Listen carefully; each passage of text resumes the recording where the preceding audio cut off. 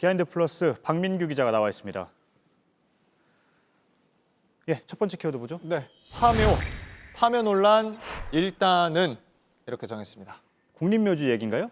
맞습니다. 친일 인사의 국립묘지 안장을 막아야 한다. 또 아예 묘를 파내야 한다. 이런 주장이 최근 나왔습니다. 그중에서도 6.25 당시에 육군 참모총장이었던 백선엽 장군이 서울 현충원에 안장될 수 있느냐 이 문제를 놓고 특히 논란이 됐습니다. 일제 때 독립군을 잡던 간도 특설대 근무 경력 때문에 친일 인명사전에 등록된 일이 있어서입니다. 예, 보수 진영에서 반발을 한 거죠?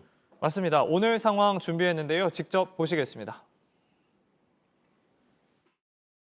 지금 밖에서는 이제 그걸 파묘 혹은 뭐 이렇게 이야기를 하는데 이래서 전쟁 영웅을 이렇게 대접해도 되는 것인지.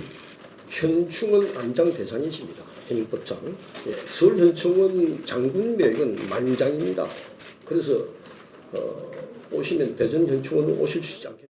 네, 인사차 찾아온 보훈처장에게 통합당의 주호영 원내대표가 쓴소리를 한 겁니다. 그런데 들어보시면 보훈처장은 파묘에 대해서는 말하지 않고 대전 현충원에 안장될 수 있다 이 대답만 했고요.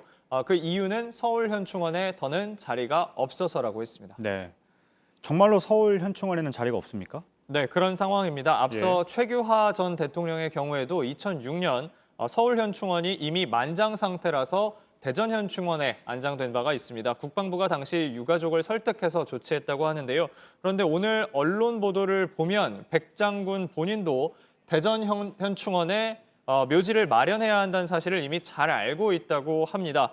보훈처도 그러니까 백 장군 쪽도 마찬가지로 대전 안장으로 얘기를 모아가고 있다는 겁니다. 그럼 처음에 왜 문제가 된 겁니까? 예, 발단이 된 기사가 있습니다. 예. 바로 이 기사입니다. 준비를 했는데요. 백선엽 장군의 서울 현충원 못 내준다는 보훈처 이런 제목이고요. 최근 보훈처 직원이 백 장군 쪽을 찾아가서 현충원에 안장됐다가 다시 뽑아내는 일이 생길까 걱정됐다 이런 취지로 말했다는 내용입니다. 하지만 앞서 보훈처는 이런 발언을 한 적이 없다. 또 최근 법 개정 관련 상황을 백 장군 쪽에 공유한 것에 불과하다고 해명을 한 바 있습니다. 네. 그런데도 지금 논쟁이 뜨거워지고 있군요. 네, 이 논쟁이 쉽게 가라앉지는 않을 걸로 보이는데요. 당장 오늘 김대중 전 대통령의 삼남 김홍걸 당선인이 비석 옆에 친일 행적에 대한 안내 표식 설치를 고려해야 한다고 주장을 했고요.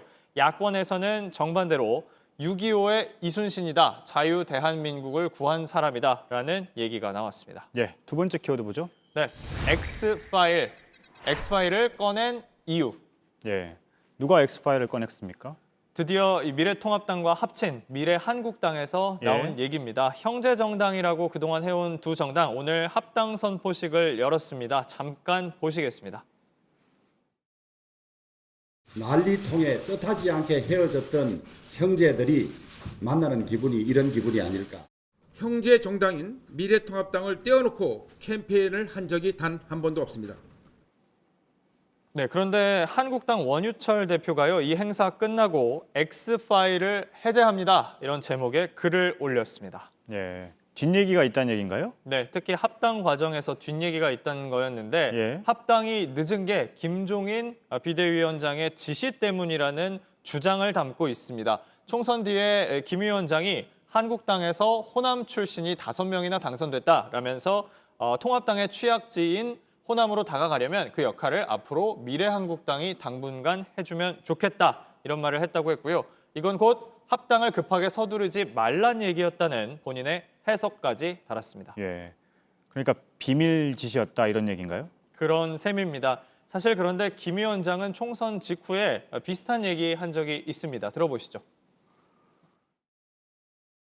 합칠 수도 있고 합치지 않고 갈 수도 있는 일단 하여튼 명목상의 정당인 것만큼은 틀림이 없으니까. 그건 틀림없으니까. 내가 보기에 무슨 그게 빨리 합친다고 그래서 뭐 특별하게 무슨 저 효과가 있는 것도 아닌 것 같아요.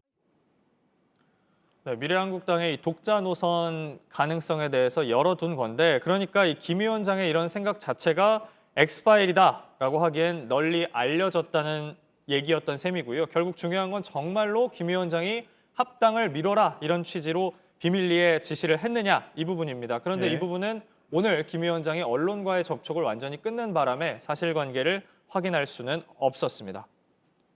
언론과의 접촉을 완전히 끊었는지는 어떻게 합니까? 지금 뭐 김 위원장 관련해서 뭐 섭외 요청 또는 인터뷰 관련해서 답을 받은 언론사가 지금 없는 상황으로 파악이 되고 있습니다. 예, 박 기자 전화만 안 받은 건 아니고요. 예, 내일 다른 한번 보겠습니다. 기자들도 전화를 좀 저도 했지만 다른 기자들도 연락을 다시 받지는 못했습니다. 알겠습니다.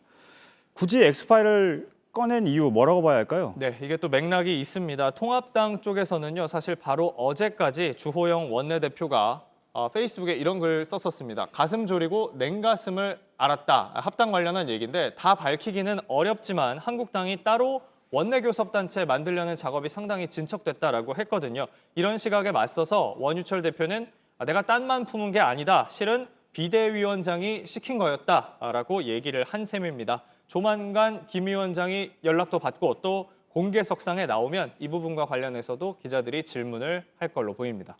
네, 잘 들었습니다. 박민규 기자였습니다.